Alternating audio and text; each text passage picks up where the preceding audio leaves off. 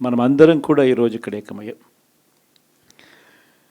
ఈరోజు నేను మీ అందరితో కూడా పంచుకునే కొన్ని విషయాలు నా మనసు నుంచి కూడా వస్తూ ఉన్నాయి. ఎప్పుడు ఊహించని విధంగా, ఎప్పుడు జరగని విధంగా, రాష్ట్రంలో ఎప్పుడు చూడని విధంగా మనలో ఏ ఒక్కరైనా కూడా తలెత్తుకొని తిరిగే విధంగానే పాలన సాగింది. రాష్ట్ర చరిత్రలో ఎప్పుడు జరగని విధంగా ఏకంగా 99% మేనిఫెస్టోలో చెప్పిన హామీలను అమలు చేసి ప్రతి ఇంటికి కూడా ఆ మేనిఫెస్టోను తీసుకొని పోయి, అక్క మీరే టిక్కు పెట్టండి, ఇదిగో మా మేనిఫెస్టో, ఎన్నెన్ని జరిగాయి, ఏమేమి జరిగాయి అని మీరే టిక్కు పెట్టండి అని చెప్పి వారి చేతికే మేనిఫెస్టో ఇచ్చి వారి చేతనే టిక్కు పెట్టించి మరీ వారి ఆశీస్సులు తీసుకుంటూ ప్రతి గడప తిరిగిన పరిస్థితుల మధ్య ఈరోజు కలుస్తూ ఉన్నాం. ఇంతవరకు రాష్ట్ర చరిత్రలో ఎప్పుడూ కూడా ఒక మేనిఫెస్టోని ఇంత సీరియస్గా ఎవరు తీసుకున్న పరిస్థితులు ఎప్పుడూ లేవు. ఎన్నికలప్పుడు ఏదో పెద్ద పెద్ద బుక్కులు ప్రింట్ చేసేవాళ్ళు, పెద్ద పెద్ద మాటలు చెప్పేవాళ్ళు.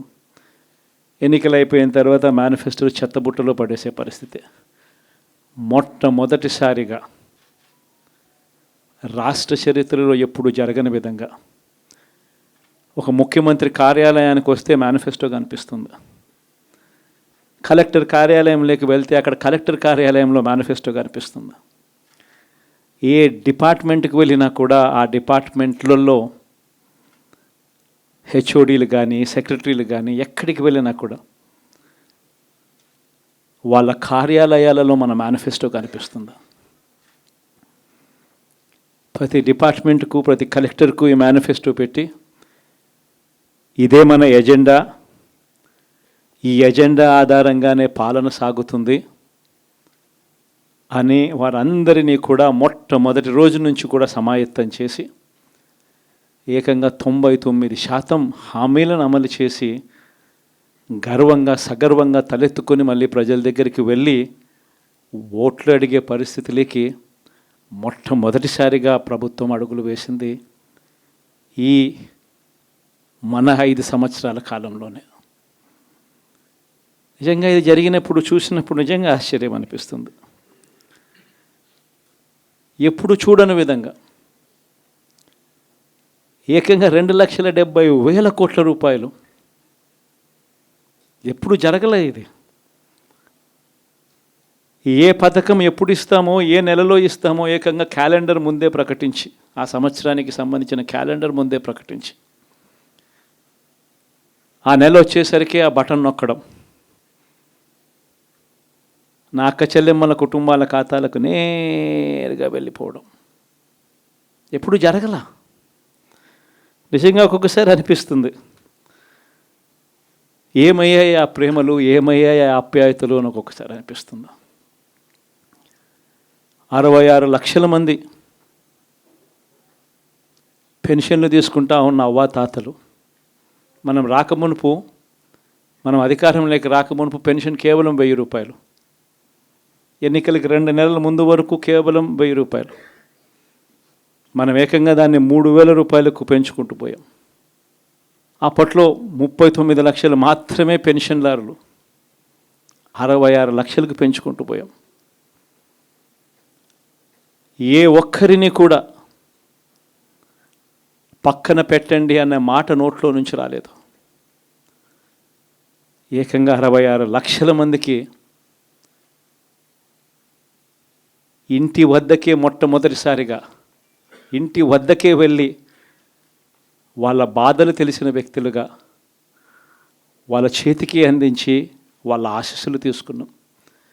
మరి ఏమయ్యాయి ఆ 66 లక్షల మంది అవ్వాతాతలు, ఆ వికలాంగులు, ఆ వితంతువులు, అక్క చెల్లెమ్మలు, వారి ఆప్యాయతలు, ప్రేమలు ఎప్పుడు జరగని విధంగా 54 లక్షల మంది తల్లులకు కేవలం మీ పిల్లలకు బడులకు పంపించండి చాలు, మీ పిల్లలు గొప్పగా చదవాలి, మీ పిల్లలకు మంచి భవిష్యత్తు ఉండాలి అని 54 లక్షల మంది అమ్మలకు అమ్మఒడి, మరి ఏమయ్యాయి వాళ్ళ ప్రేమలు, వాళ్ళ ఆప్యాయతలు?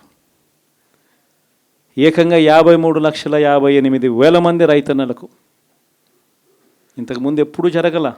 పెట్టుబడి సమయం వచ్చేసరికి రైతన్నలకు పెట్టుబడి సహాయంగా రైతు భరోసా ఇచ్చే కార్యక్రమం. ఎప్పుడు చూడని విప్లవాత్మక మార్పులు వ్యవసాయ రంగంలో. మరి ఏమయ్యాయి వారి ప్రేమలు, వారి ఆప్యాయతలు అంటే అది తెలియదు. ఏకంగా 1,05,00,000 మంది అక్క చెల్లెమ్మలకు 0 వడ్డీ క్రమం తప్పకుండా ప్రతి సంవత్సరం వారికి అండగా నిలబడుతూ చేశాం. ఏకంగా 79,00,000 మంది అక్క చెల్లెమ్మలకు పూర్తిగా అప్పులతో కుదేలైపోయిన పరిస్థితుల్లో అండగా నిలబడుతూ ఆసరా అనే కార్యక్రమంతో అండగా తోడుగా నిలబడ్డాం. మరి ఏమయ్యాయి వారి ప్రేమలు, ఆప్యాయతలు అంటే తెలియదు. 27 లక్షల అక్క చెల్లెమ్మలకు చేయూత క్రమం తప్పకుండా ఇచ్చాం. ప్రతి సంవత్సరం 30 లక్షల మంది పిల్లలకు మంచి జరిగిస్తూ ఆ తల్లులకే విద్యా దీవెన, వసతి దీవెన. ఏకంగా 31 లక్షల అక్క చెల్లెమ్మలకు ఇళ్ల పట్టాలు. మరి ఏమయ్యాయి వారి ప్రేమలు, ఆప్యాయతలు అంటే తెలియదు. 22 లక్షల ఇళ్ళు గతంలో ఎప్పుడు చూడని విధంగా 3,60,000 మంది నా అక్క చెల్లెమ్మలకు కాపు నేస్తం, 4,96,000 మందికి ఈబీసీ నేస్తం నా అక్క చెల్లెమ్మలకు, 82,000 మందికి నేతన్న నేస్తం, 2,76,000 మందికి వాహన మిత్ర, 16 లక్షల మందికి తోడు అనే కార్యక్రమంతో ఆదుకోవడం,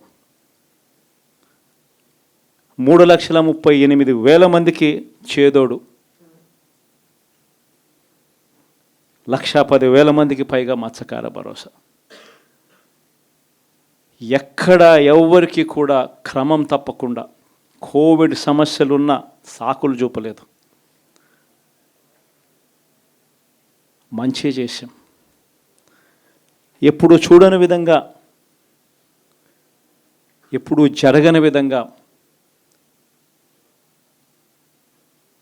పేదవాడు అనేవాడిని పేదరికం నుంచి బయటికి పర్మనెంట్గా తీసుకొచ్చే దానికోసం అడుగులు పడ్డాయి. అది జరగాలి అని అంటే క్వాలిటీ చదువుల వల్లే జరుగుతాయి అని చెప్పి మొత్తం విద్యారంగాన్ని మార్చాం. 3వ తరగతి పిల్లాడికి టోఫుల్ క్లాసులు, టోఫుల్ పీరియడ్, ఇంగ్లీష్ మీడియం బడులు, 6వ తరగతి నుంచే ఐఎఫ్పీలు, 8వ తరగతి పిల్లల చేతుల్లో ట్యాబులు. ఇప్పుడు చూడలేదు ఇవన్నీ, ఇప్పుడు జరగల. వైద్య రంగంలోనూ కూడా అలాంటి మార్పులే. ఏకంగా 25 లక్షల దాకా ఆరోగ్యశ్రీని విస్తరించాం. 1,050 ప్రొసీజర్లు ఉంటే 3,300 ప్రొసీజర్లకు తీసుకొని పోయాం. ఆరోగ్యశ్రీయే కాదు, ఆరోగ్య ఆసరా దగ్గర నుంచి గ్రామ స్థాయిలో విలేజ్ క్లినిక్ దగ్గర నుంచి ప్రతి పేదవాడికి తోడుగా ఉండడం. ఎప్పుడు జరగలేదు ఈ మార్పులు. ఏకంగా 54,000 మంది డాక్టర్లు, నర్సులు, పారామెడిక్స్ రిక్రూట్మెంట్ గవర్నమెంట్ హాస్పిటళ్లలో చేసి ప్రతి పేదవాడికి అండగా ఉండడం. వ్యవసాయంలో కూడా విప్లవమే. ఏకంగా ఆర్బీకేలు చేయి పట్టుకొని నడిపిస్తూ గ్రామ స్థాయిలో కనిపించాయి. విద్య, వ్యవసాయం, వైద్యం, సామాజిక న్యాయం,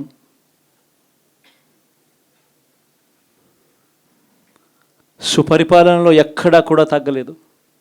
మొట్టమొదటిసారిగా గ్రామ స్థాయిలో గ్రామ స్వరాజ్యానికి అర్థం చెప్పాం. లంచాలు, వివక్ష లేని పాలన ఇవ్వగలుగుతారా అని అంటే ఎప్పటికీ క్వశ్చన్ మార్క్గా ఉన్న పరిస్థితుల్లో లేదు, కాదు, లంచాలు, వివక్ష లేని పాలన సాధ్యమే అని చెప్పి మొట్టమొదటిసారిగా చూపించింది ఈ 5 సంవత్సరాల పాలనలోనే.